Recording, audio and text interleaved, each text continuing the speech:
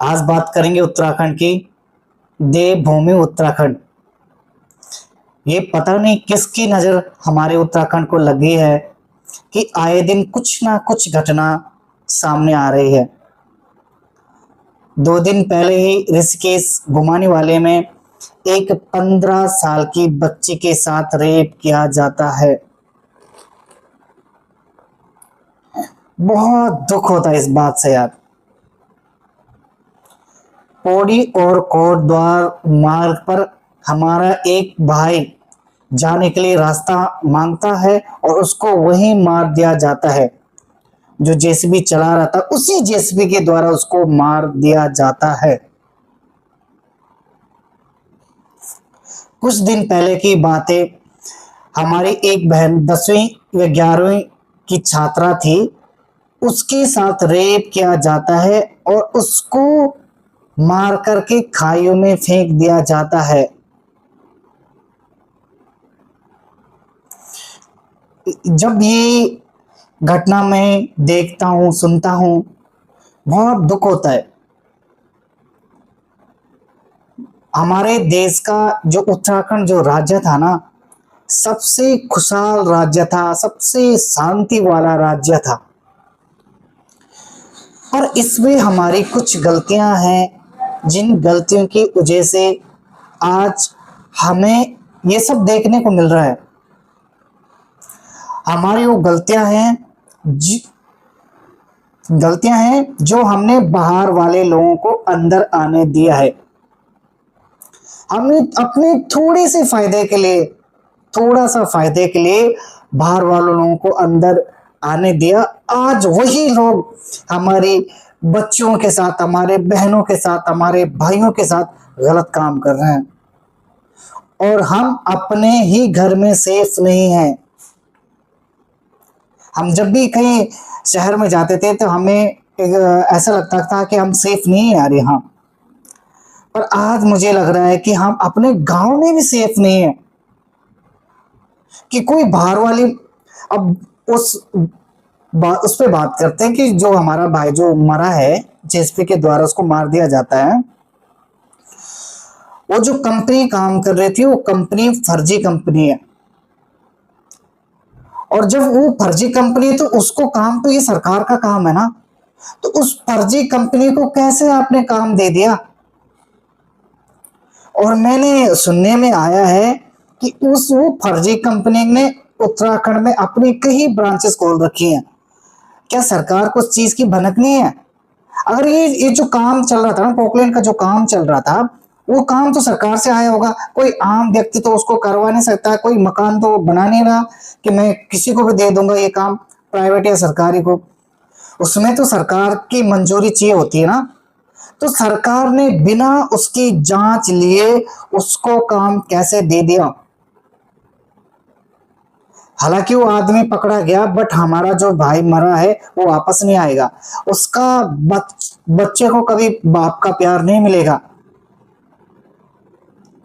उसकी वाइफ को कभी भी वो सुख नहीं मिलेगा जो उसका पति उसको देता था। उसका परिवार को आपने खत्म कर दिया। किसने?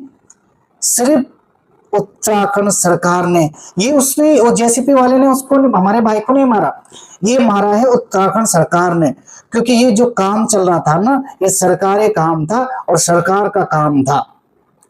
तो ये मैं सरासर यहाँ पे आरोप लगा रहा हूं कि ये जो हमारा भाई जो मरा है ना, उसको सिर्फ मारा है उत्तराखंड सरकार की बुज़दिली और नाकामयाबी।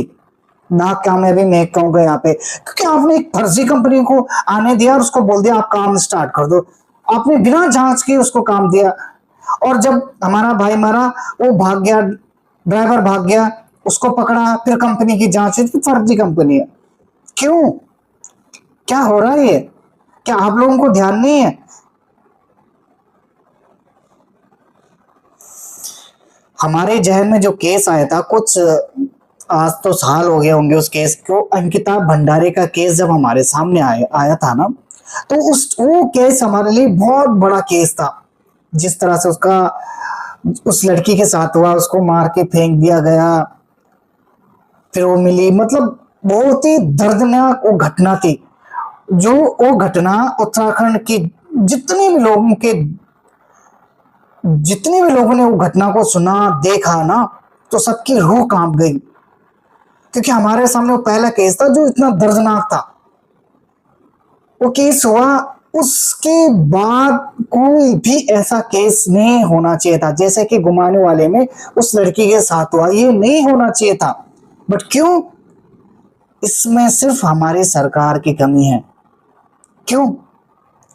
क्योंकि उन दरिंदे जो अंकिता जो भंडारी के जो केस में जो जो लड़के अंदर है ना, उनको अभी उम्र कैद की सजा सुनाई है। और वो जब मैंने उस लड़के का वीडियो देखा ना, वो सेलिब्रिटी की तरह हाथ हिला रहा है।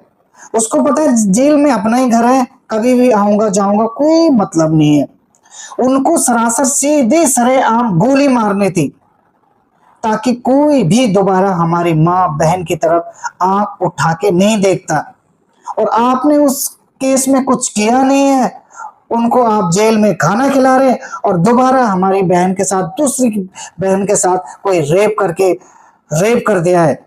क्यों? इसमें हमारी गलती है। अब मैं इस पे आपको चंद कुछ फैक्ट बताऊंगा कि ये हमारे साथ क्यों हो रहा है। ये हो रहा है हमारी थोड़े से पैसे बचाने के चक्कर में। अब क्या हुआ, मैं एक बिजनेसमैन हूँ उत्तराखंड में, मेरा एक बिजनेस चल रहा है, तो मुझे लोगों की जरूरत है कुछ काम के लिए। तो मैं क्या करूंगा, सस्ते लोगों को ढूंढूंगा। सस्ते लोग कहाँ के मिलते हैं? बाहर के जो लोग होते हैं, उस सस्ते लोगों को लाऊंगा अपने काम पे रखूंगा, अपना काम करवाऊंगा। फिर वो लोग क्या करते हैं, उस जगह को भांपते हैं, देखते हैं क्या माहौल है। और जब वो कुछ सालों तक उनको लगता है ना ठीक ठाक हो जाएगा, अब यहाँ पे हम कुछ भी कर सकते हैं, फिर वो लोग वहां पे एक गंदा काम करके चले जाते हैं, भाग जाते हैं हमारे बहू बेटियों के साथ, और वो हम कुछ नहीं कर सकते क्योंकि गलती हमारी है ना, हमने उनको अंदर अपने घर में बुलाया है। मेरी हाथ जोड़ के विनती है आप सब लोगों से, जितने भी लोग बिजनेस कर रहे हैं अपने उत्तराखंड में, बिजनेस के लिए आपको जरूरत पड़ रही है ना, तो आप सिर्फ अपना ही उत्तराखंड वाला आदमी रखें, ना कि आप लोग बाहर से लाएं। क्योंकि बाहर वाले जितने लोग उत्तराखंड में आएंगे वो हमारे लिए अच्छा नहीं है। मुझे पता है हमारे उत्तराखंड में बहुत सारा विकास हो गया। पहले हमारे गांव में रोडें नहीं थी, रोडें चले गए। हमारे नजदीकी मार्केट में, बाजार में कई ऐसी सुविधाएं हमारे लिए खुल गई हैं, जिसलिए हमें बहुत आसानी हो रही है। पर हमारा 30% जो विकास हुआ ना, तो 70% हमारा विनाश भी हो रहा है। क्यों? क्योंकि आज जो लोग हैं ना, जो दरिंदगी कर रहे हैं, वो हमारे घर तक, हमारे गांव तक पहुंच गए। क्यों? आप बता दो। ये लोग क्या करते हैं, कोई कपड़ा, कोई बर्तन लेके हमारे गांव में चला जाता है। उनको पता है ये सीधे साधे लोग हैं, इनके साथ कुछ भी करो। उनके पास कोई एमआरपी नहीं होती है, जो उन्होंने बोला वही हमारे गांव के भोले वाले लोग उनको दे देते हैं, और वो चले जाते हैं, और फिर उस जगह को देखते हैं, और फिर वो कुछ उल्टा सीधा करेंगे, तो उसका जिम्मेदार कौन होगा? गांव वाले नहीं, इसके जिम्मेदार होंगे हमारे जो नजदीकी जो कार्यकर्ता हैं, जो सरकार के लिए काम कर रहे हैं, किसी पार्टी के लिए काम कर रहे हैं। क्यों आप उन लोगों को अंदर आने दे रहे हैं? क्यों? अगर आपको उस चीज की जरूरत अगर गांव में है ना, तो आप कुछ ऐसा तरीका निकालें जिसके गांव वालों को सुविधा उपलब्ध हो। कुछ निकालें, कुछ आइडिया आप। पर मैं हाथ जोड़ के विनती करता हूं, जो भी ये लोग गांव में जा रहे हैं, इनका जाना बंद कर दें आप, ताकि कोई भारी व्यक्ति हमारे उत्तराखंड में ना घुसे। हमारा जो उत्तराखंड है ना, उसमें कुछ चेक पोस्ट है, जहां पे हम अगर प्रॉपर तरीके से बैन लगाते हैं ना, कोई भी अंदर नहीं घुस सकता है, कोई भी अंदर नहीं घुस सकता। हम प्रॉपर चेकिंग करें कि आप कहाँ जा रहे हैं, क्यों जा रहे हैं, किसके घर पे जा रहे हैं, क्या रीजन है आपका। आप बैरिकेड लगा के चेक तो कर सकते हैं, बट आप चेक ही नहीं करें, कोई भी अंदर घुस के जा रहा है, कुछ भी करके आ रहा है, हमें इसकी कोई भी खबर नहीं है। और इसी कारण हमारे माँ बहनों के साथ ये हरकतें हो रही हैं। क्यों? क्योंकि हमने उनके पनाह दी है ना घर में। मैं सरकार से ये विनती है कि आप जितने भी ये लोग हैं इनकी जांच करो, आप जितने भी बाहर वाले लोग हैं इनको निकाल के भगाओ आप, और दोबारा कोई अंदर घुसे ना, ये आप सख्त तय करो। हाँ, अगर कोई ऐसा काम है कि वो बाहरी वाला व्यक्ति ही कर सकता है, हम नहीं कर सकते, तो उस काम के बारे में हमें जानकारी दो। वो काम कैसा करना है, क्या कर रहा है, मैं नहीं करूंगा, कोई और करेगा। उस काम की ट्रेनिंग किसी और को दे दो आप कि इसकी जरूरत, हमें बहुत जरूरत है, ये काम हमें करवाना ही करवाना है अपने मार्केटों में, तो उसकी ट्रेनिंग दो आप किसी को। कोई आदमी, कोई मिडिल क्लास का आदमी वो काम तो करेगा, उसकी रोजी रोटी तो चलेगी। हर कोई व्यक्ति बाहर तो नहीं आएगा। हम लोग आज बाहर आ रहे हैं काम करने के लिए, और जो बाहर वाले व्यक्ति हमारे गांव, हमारे बाजारों में वहां काम कर रहे हैं। क्यों कर रहे हैं? क्योंकि हमारे जो मार्केट है, हमारा जो उधर के बिजनेसमैन है, वो लोग उनको सपोर्ट करते हैं, हमको सपोर्ट नहीं करते हैं। और इसी कारण ये सब चीजें हो रही है। हमें अपनी सोच बदलनी होगी, अपने आप को बदलना होगा, और जितने भी बाहर वाले उनको बिल्कुल भी सपोर्ट नहीं करना है। चाहे हम ये कहते हैं यार बहुत अच्छा आदमी है, नहीं, अच्छा हो तो अच्छा ही लेके उसको बोलो कि अपने घर में जाइए आप, इधर आपकी दाल नहीं गलेगी। मैं यही कहना चाहूंगा, पहले हमें खुद में सुधार लाना पड़ेगा, तब जाके आगे सरकार में भी सुधार आएगा, सब में सुधार आएगा। अन्यथा आपकी बहू बेटियों के साथ ये होता रहेगा और आप कुछ नहीं कर पाएंगे। क्यों? क्योंकि उसने इस केस में जो केस है, उसने रेप कर दिया, अब वो पकड़ा भी जाएगा तो वो जेल चला जाएगा, क्योंकि हमारे पास ऐसा कोई कानून है कि उसको गोली मार दें या तुरंत फांसी दे दें। उसकी धाराएं लगेगी, फिर उसका कोई वकील केस लड़ेगा और उसको बेगुनाह साबित करके छुड़ा लेगा, और वो दोबारा ऐसा काम करेगा। तो हमारे पास ऐसा कोई सख्त कोई कानून है नहीं कि हमें उसको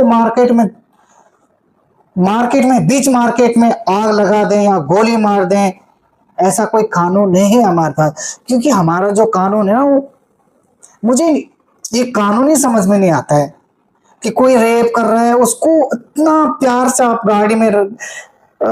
गाड़ी में लेके जा रहे हैं, उसको खाना खिला रहे हैं, चार पुलिस उसको आगे पीछे लगी है, उसको हाथ पकड़ के लेके जा रहे कि कहीं गिरे ना। उसको तो लट्ठे मार मार के गाड़ी में बैठाने के चल जेल, इतने प्यार से आप ले जाते हैं आप।